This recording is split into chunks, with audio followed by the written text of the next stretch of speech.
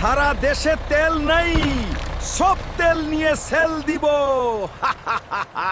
তাড়াতাড়ি সব তেল নিয়ে নেই, কেউ আসার আগেই।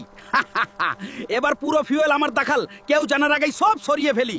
আবার এসেছি লুট কর। হাই হাই রে, সব তেল নিয়ে চলে গেল। এবার আমি কি করি? পুলিশকে কল করি? তাড়াতাড়ি চলে যেতে হবে, আর দেরি করা চলবে না। আমার গাড়িতে পাথর মারে, আমার গাড়ির সব তেল চুরি করে নিয়ে চলে গেছে তিগেরে।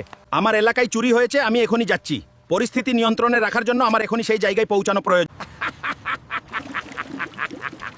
এখন আমি অনেক বেশি দামে তেল বিক্রি করব।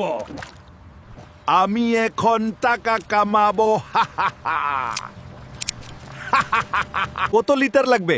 আমার কাছে 1 লিটারের দাম 500 টাকা করে। আজকে তোর তেলের পাম্প উড়াই দিব চোরের বাচ্চা।